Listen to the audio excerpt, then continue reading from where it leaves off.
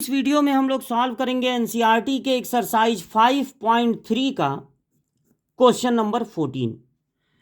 Question number 1 से पहले ही ये बताया गया था 5.3 में कि सारे के सारे जितने भी क्वेश्चन है सब में फाइंड करना है dy बाई dx, यानी y का डिफरेंशिएशन करना है विथ रिस्पेक्ट टू x, ये फाइंड करना है। अब क्वेश्चन हमको मिला है वो इनवर्स का क्वेश्चन है। क्वेश्चन है y equal to sine inverse 2x root में 1 माइनस एक्स स्क्वायर, और x की रेंज दी गई है। x की जो वैल्यू है वो -1/√2 से ग्रेटर है और 1/√2 से लेस। जब भी हमको इनवर्स का क्वेश्चन मिलेगा और वो डायरेक्ट फार्मूला वाला ना हो, जैसे sine inverse x, tan inverse x, बल्कि ये बड़ा सा चीज हो उसके साथ, तो हमें तुरंत डिफरेंशिएशन नहीं करना है, पहले उसको सिंप्लीफाई करना है और सिंप्लीफाई करने के बाद डिफरेंशिएशन करना है। साइन इनवर्स के साथ दिया हुआ है 2x रूट में 1 माइनस एक्स स्क्वायर।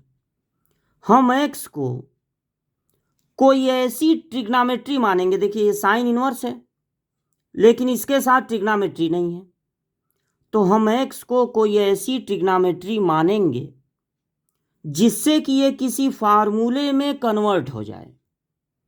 तो अब हमको ये सोचना है कि x को क्या मानना ठीक रहेगा, साइन, कॉस या टेन, या उससे भी अलग कोसेक, कॉट से क्या अच्छा रहेगा। अगर आपको रूट में दिख रहा है 1 माइनस एक्स स्क्वायर, तो साइन ज्यादा अच्छा रहेगा, क्योंकि 1 minus sine square theta formula होता है। टेन नहीं अच्छा रहेगा, क्योंकि 1 माइनस टेन स्क्वायर थीटा कोई डायरेक्ट फार्मूला नहीं होता ट्रिग्नोमेट्री का। कॉस भी ठीक है, 1 माइनस कॉस स्क्वायर थीटा होता है साइन स्क्वायर थीटा, लेकिन चूंकि यहां पर साइन इनवर्स है तो हम एक्स को साइन थीटा मान ले रहे हैं। मान लिया जाए कि x इक्वल टू है साइन थीटा। जैसे ही हम x की जगह साइन थीटा रखेंगे, देखिए 2 साइन थीटा रूट में 1 माइनस साइन स्क्वायर थीटा, जब x का स्क्वायर होगा तो हो जाएगा साइन स्क्वायर थीटा। अब आप ये अच्छी तरह जानते हैं, 10th क्लास से ही पढ़ रहे हैं कि 1 माइनस साइन स्क्वायर थीटा होता है कॉस स्क्वायर थीटा। तो अब ये बन गया 2 साइन थीटा, और देखिए इस पर स्क्वायर भी है, रूट भी है, तो स्क्वायर और रूट एक दूसरे को कैंसिल कर देंगे, तो यहां पर बचेगा कॉस थीटा। अब आपको क्या मिला, 2 साइन थीटा कॉस थीटा, और आप पढ़े हैं कि साइन 2a का फार्मूला होता है 2 साइन a कॉस a। तो इस फार्मूले के according 2 sine theta cos theta को लिख सकते हैं साइन 2 थीटा, जैसे 2 साइन ए कॉस ए को लिख सकते हैं साइन 2a, फार्मूला है। तो अगर a की जगह थीटा हो जाएगा तो इस लेफ्ट साइड में भी a की जगह थीटा रखेंगे तो क्या मिलेगा, 2 थीटा। तो ये हो गया साइन इनवर्स साइन 2 थीटा। अगर साइन इनवर्स और साइन एक साथ हैं तो दोनों हट सकते हैं, हमेशा नहीं हटते हैं, कभी कभी हट सकते हैं। इसके लिए आपको आईटीएफ का एक फार्मूला जानना होगा। साइन इनवर्स और साइन अगर एक साथ हैं तो दोनों हट जाएंगे, बस ये बचेगा, लेकिन शर्त ये है कि ये जो एंगल है साइन के साथ वो -90 के इक्वल या ग्रेटर होना चाहिए और +90 के इक्वल या लेस। जब ये -90 से +90 होगा, केवल तभी ऐसा होगा कि ये दोनों हट पाएंगे। अब हमको चेक करना होगा कि ये जो 2 थीटा है जो साइन के साथ यहां पर है, क्या वो -90 से +90 तक है? तो अब ये चेक किया जाए। यहां देखिए दिया है -1/√2 से ग्रेटर है x और 1/√2 से लेस। हमने x को माना है साइन थीटा, तो यहां पर हम लिख देंगे साइन थीटा। अब चूंकि यहां पर साइन है, इसलिए ये जो दोनों हैं उसको भी हम साइन में कन्वर्ट करेंगे। तो -1/√2 की जगह हम क्या लिख सकते हैं, इसको गलती से नोट कर दिए। ये देखिए साइन थीटा अभी बोले हैं ना कि इसको साइन में बदलिए, तो यहां पर लिख सकते हैं साइन 45। और चूंकि ये माइनस में है, यहां लिख सकते हैं साइन -45।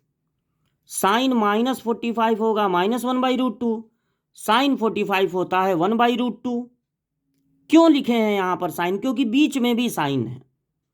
अब यहां भी साइन, यहां भी साइन, यहां भी साइन, हट गया, तो बचा -45 थीटा 45। तीनों जगह से साइन हटा दीजिए। आपको ये नहीं पता लगाना है थीटा कहां से कहां तक है, आपको ये पता लगाना है कि 2 थीटा कहां से कहां तक है। तो आप इसमें 2 से मल्टीप्लाई कर देंगे, तो यहां आएगा -90, यहां आएगा 2 थीटा, और इसको 2 से मल्टीप्लाई करेंगे तो आ जाएगा +90। तो अब देखिए, आप ये कह रहे थे कि साइन इनवर्स के साथ वाला साइन तब हटेगा जब साइन के साथ वाला एंगल -90 से +90 तक हो, और यहां पर लेकिन इक्वल टू नहीं आया। तो क्या इससे कोई गड़बड़ी होगी? कोई गड़बड़ी नहीं होगी, क्योंकि अगर आप ये कह रहे हैं कि -90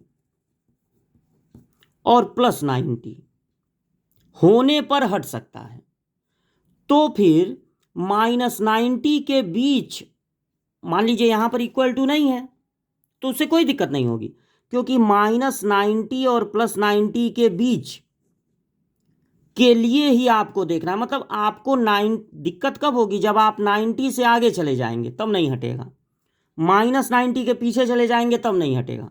अब मान लीजिए ये होता, आपको है कि -90 और +90 के बीच में मुझको रहना है, मतलब -90 से +90 तक में रहना है, और कोई कहे इसके बीच में रहो, तब भी तो आप इसी रेंज में हैं।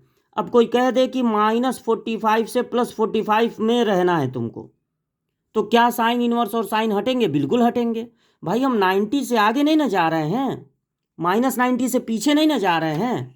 अब भले ही यहाँ पर इक्वल टू नहीं है, भले यहाँ इक्वल टू नहीं है, लेकिन हैं हम इसी रेंज के अंदर ही, यानी यहाँ पर जो साइन इनवर्स और साइन है वो हट जाएंगे, और केवल क्या बचेगा? यहाँ पर केवल बचेगा 2 थीटा। हम सिंप्लीफाई करना चाहते थे, सिंप्लीफाई हो गया। अब हम डिफरेंशिएशन के पहले थीटा की जगह लिख देंगे वापस x के टर्म में साइन इनवर्स x, और अब कर देंगे डिफरेंशिएशन। 2 चूंकि वेरिएबल के साथ है, ऐसे ही नोट हो जाएगा। एकदम अकेले होता तो डिफरेंशिएशन 0 हो जाता। इसका कोई डिफरेंशिएशन नहीं होगा क्योंकि वेरिएबल के साथ है। साइन इनवर्स x का फार्मूला सबको याद रखना है कि साइन इनवर्स x का डिफरेंशिएशन होता है 1/रूट में 1 - x², यानी dy/dx आ गया 2/रूट में 1 - x²। ये हो गया क्वेश्चन नंबर 14 का आंसर।